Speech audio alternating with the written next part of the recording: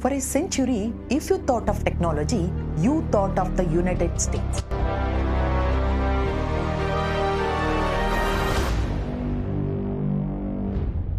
If a piece of technology changed the world, it was tagged Made in America. Silicon Valley, the moon landing, the internet, the iPhone. America was the undisputed king. But today, things look very different. If you look at 5G, electric vehicles, or high-speed rail, the leader is not the US anymore. It is China.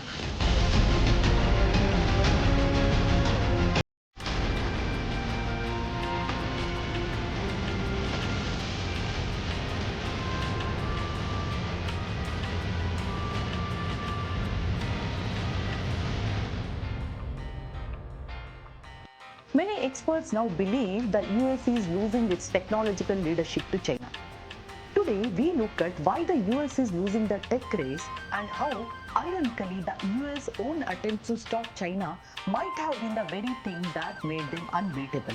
They have to give us magnets. If they don't give us magnets, then we have to charge them 200% tariff or something, you know. China intelligently went and they sort of took a monopoly of the world's magnets. How some decisions from the US administration actually gave China a boost. We are going to analyze the specific fields where the US is losing its lead to China and the surprising role of recent US political decisions in this shift. Let's dive in. America is great at frontier science. That means inventing things that did not exist before, like the first AI or a new type of medicine. Invention is great, but scaling is where the money and power are. China has become the world's leader in applied research. At first, we laughed. We said they are just copying us. But they did not just copy, they mastered the process. If you want to control the 21st century, you must control energy storage. Modern world needs batteries to work. From your phone to the car, everything runs on stored power. In the 1970s, an American scientist at Exxon literally invented the lithium-ion battery. But America did not want to build them. It was too dirty and low profit. China saw an opening. They spent 20 years perfecting the manufacturing. They did not just make the batteries, they are the battery. They bought the mines for the ingredients, lithium, cobalt, and graphite. China has strategically acquired global mining assets, particularly in Africa, South America, and Australia, to dominate the supply chain of critical battery ingredients. Chinese companies now control over half of the world's cobalt production, process roughly 90% of global graphite, and account for over 2/3 of lithium processing capacity. Beyond mining, China refines 73% of the world's cobalt and 59% of its lithium, allowing it to control global prices and availability. While the US focused on software, China focused on hardware. They poured $29 billion in subsidies to make batteries cheap. China's CATL and BYD produce over 75% of the world's EV batteries. These are not just manufacturers, they are technology titans that are now 2 generations ahead of US firms in sodium ion and lithium iron phosphate battery technology, which are cheaper and safer than what we use in other parts of the world. China currently controls over 80% of the world's battery chemical refining. If a US car company wants to build an EV, they almost have to buy Chinese technology. Even if a battery is made in America, the materials inside were likely processed in a Chinese plant. Even if you buy an American electric car, there is a massive chance its heart was made in China.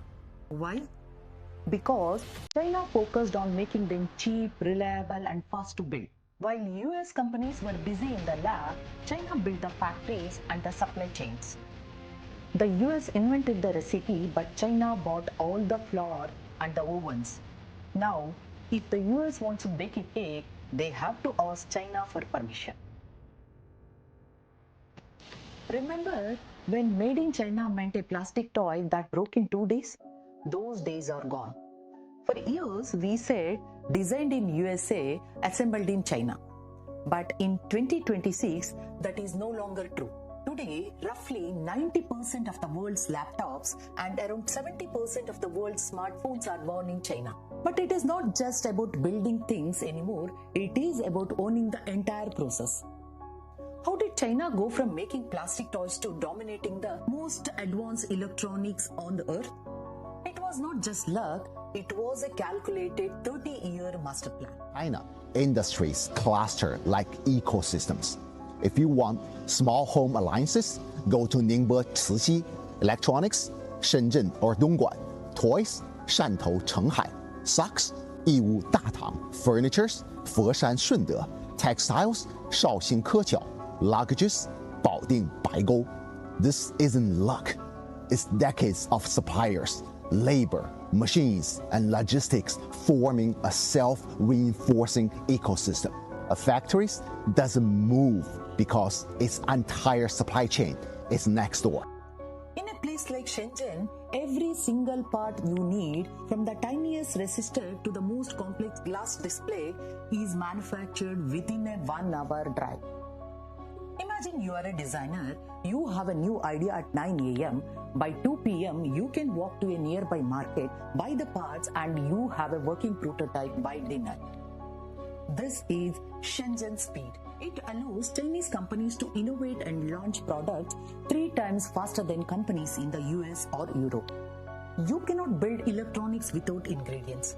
China controls over 80% of the global supply and processing for several critical minerals, notably rare earth elements. Gallium, germanium, tungsten, and graphite, essential for semiconductors, solar cells, defense applications, and other electronics items.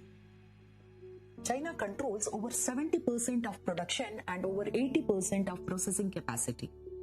China has implemented strict escalating export controls on these materials, requiring licenses for foreign companies. While the rest of the world was focused on the internet, China was busy buying mines. Decades of state-backed investment have solidified this near-total control, allowing Beijing to influence global supply chains for advanced technology. Many people think China still relies on cheap labor. But China did something brilliant. They replaced the workers with AI and robots. Under their 15th five-year plan in 2026, China has moved into new quality productive forces. This is a fancy way of saying they have built lights-off factories, manufacturing plants that run 24/7 in total darkness because the robots don't need to see or sleep. Inside this Chinese factory provides a glimpse into the future of the car-making industry. Here, almost all the lights are off, yet the assembly lines are working at full speed. Nearly everything is automated, with only a handful of employees, vastly outnumbered by hundreds of robots. This dark factory can produce up to 1,200 electric cars a day and requires almost no lights or heating. In humanoid robotics, China is now mass producing worker bots that cost half as much as Western versions. They are not just making phones anymore, they are making the machines that make the phones. In early 2026, China commanded 90% of global sales for humanoid robots. It announced a goal to mass produce humanoid robots by 2027. Why? Because they can build a robot for $6,000 that would cost a US company $25,000 to make.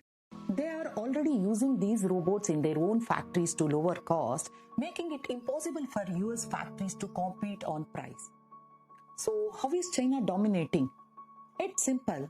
They own the mines, they own the factories, and now they own the patents.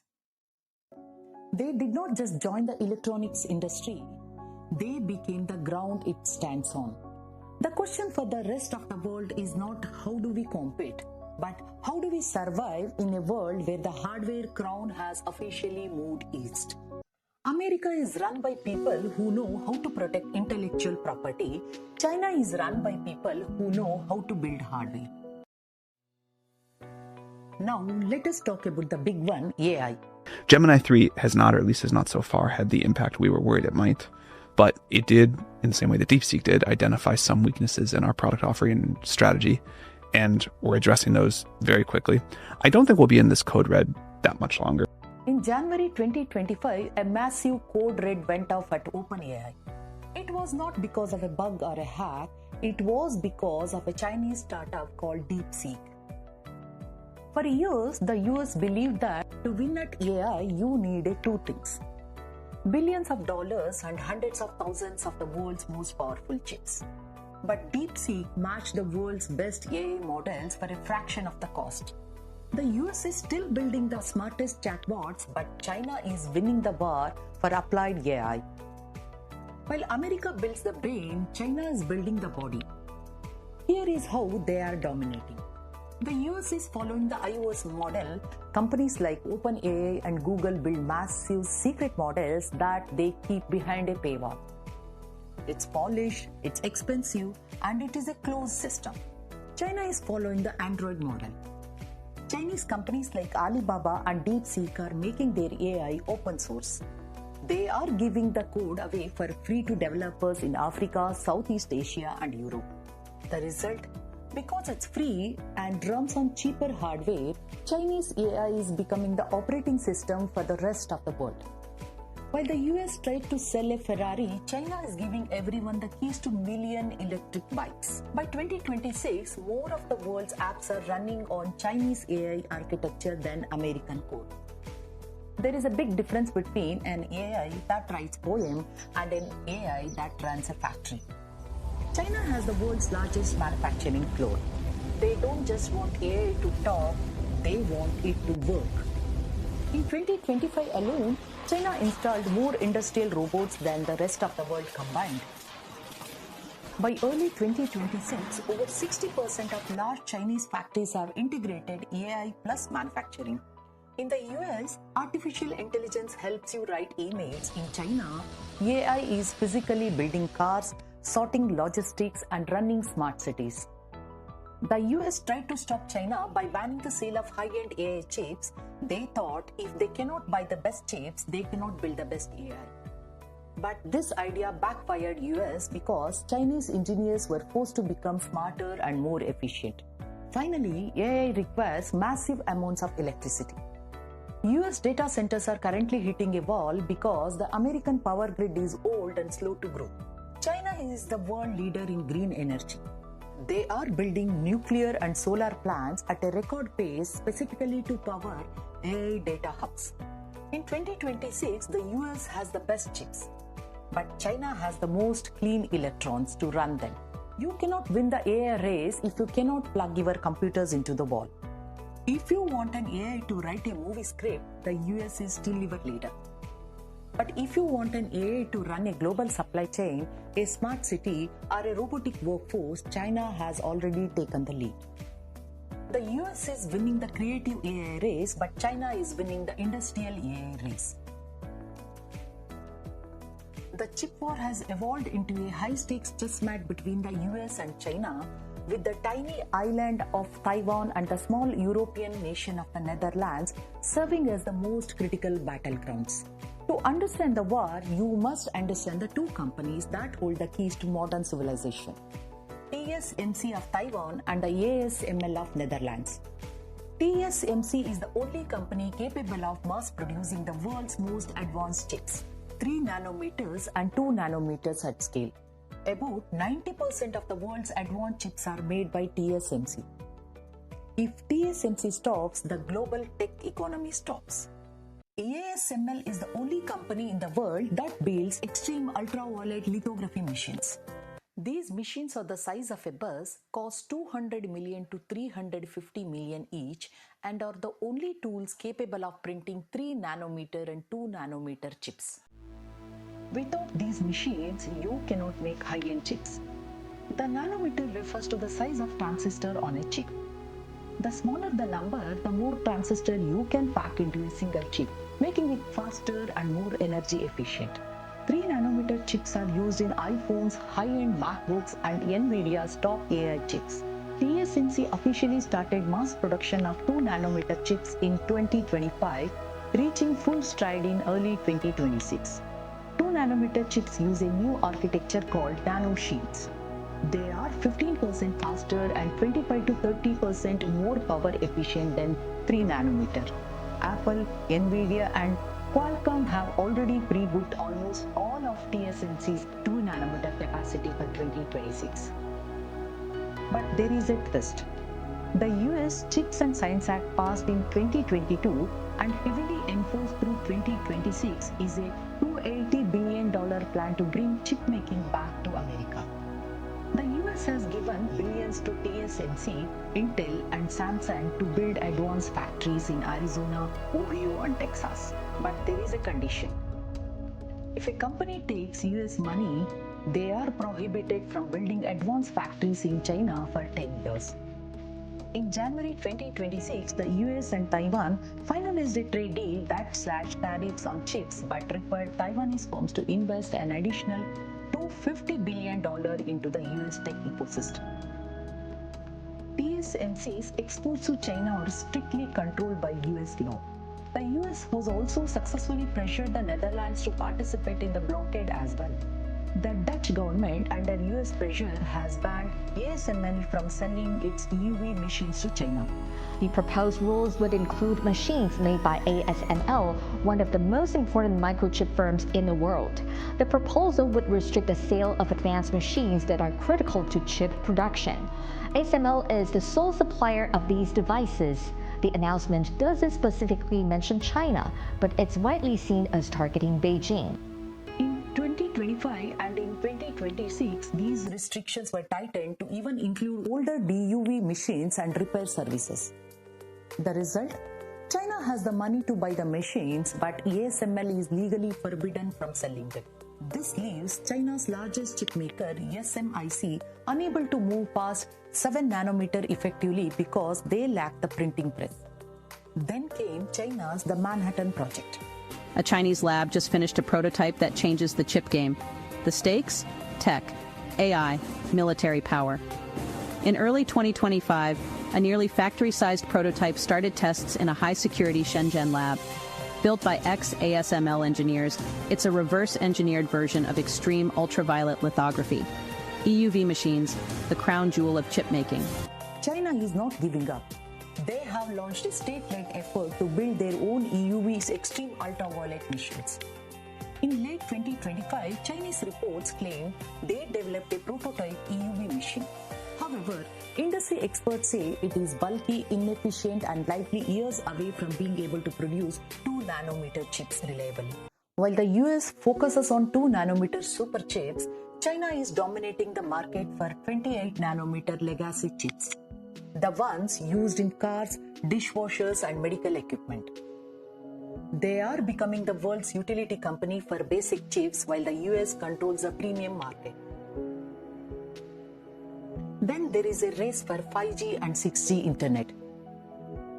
For years, we thought the US would win, but China is now miles ahead. While America focused on what is inside your phone, China focused on the entire network that connects everything. China did not just build a 5G network, they built a 5G empire. China has installed over 4.8 million 5G base stations. That is more than all other countries combined. Meanwhile, the US has a fraction of that, still struggling to get 5G to rural areas. The US got caught up in debates and bans, making its rollout slower and more expensive. In China, 5G is not just for streaming videos, it is running lights-out factories and powering driverless mines.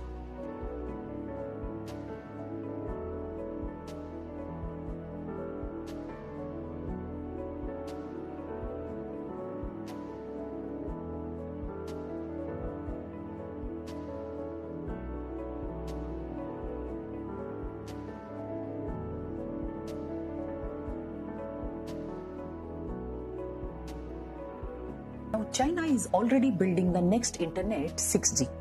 It's been billed as the connection that will change the way we interact with technology and the world around us. 6G is expected to not only speed up cellular and internet connectivity, it also promises to blur the lines between the physical and digital realms. And China appears to be leading the way in developing the next generation of digital connection. This is not just faster, it connects everything from satellites in space to tiny sensors in your clothes. China holds over 40% of all 6G patents globally. This means any company anywhere might have to pay China to use future 6G technology. China is launching its own G60 Starlink, a massive network of satellites to make sure its 6G network covers the entire planet without relying on anyone else. While the US leads in some areas of technology, China has won the race for the basic infrastructure that powers our digital lives. They built bigger, faster, and smarter. The 5G and 6G race is not just about internet speed, it is about who controls the digital world. And right now, China is clearly in the driver's seat. Technology is built by people. For decades, the best and brightest from around the world moved to the US to study and work. The US had a magic magnet. It pulled the smartest people from every village on earth to Silicon Valley. But around 10 years ago, the magnet started to lose its pull. China began a project called the 1,000 Talents. They started building universities that look like Ivy League schools. China has massively invested in its own universities. Today, China produces significantly more STEM PhDs than the US. Recent data shows that Chinese researchers are now publishing more high-impact papers in 66 out of 74 critical technologies. In 5G and 6G, China holds nearly 40% of the patents. Now we reach the most controversial part of our story. In 2018, the US administration launched a massive trade war and put heavy sanctions on Chinese tech companies. Imposing about $60 billion in import tariffs, China, the world's second largest economy, responded, proposing sanctions on 128 US products. The goal was simple: choke off China's tech growth by cutting off their access to American chips. While this was meant to stop China, it actually had unintentional benefits for them. Before the sanctions, Chinese companies were happy to buy American chips. When US blocked those sales, China realized they could never rely on the US again. They poured hundreds of billions of dollars into their own chip industry. They grew up faster because they had no choice. Because they could not buy the most powerful chips, they had to write a better, leaner code. By 2026, China's AI does not need super chips to work anymore. They learn to do more with less. By making it harder for Chinese students and researchers to get visas or feel welcome in the US, many of those brilliant minds went back to China. They took their Silicon Valley experience and used it to build Chinese companies. Because China could not buy the most powerful US chips, their engineers had to get creative. They learned how to make AI software that is much more efficient. Today, companies like DeepSeek can do what OpenAI does but using much less computing power. Trump's wall did not just keep them out, it forced them to build a better house inside. The move, meant to stop China, actually became the great catalyst that made China independent. As of late 2025, Meituan, China's largest super app for local life services, has announced that its autonomous drones have completed over 6 lakh orders since regular commercial operations began in 2021. But US drone delivery is still stuck in testing because of old laws. China has 45,000 kilometers of high-speed rail, but the US has zero. The reason? China invests in physical infrastructure while the US invests in digital services. You cannot lead the future if your physical world is stuck in the 1990s. So is it over? Has the US lost race? But the lesson is clear. Arrogance is a slow poison. China's rise was not just about copying ideas, but about long-term strategy with clear vision. They played the long game while the US played for the next election cycle. What do you think? Can the US re-industrialize and take back the lead, or has the great flip already happened? Let me know in the comments. If you like this video, hit that subscribe button. Thanks for watching.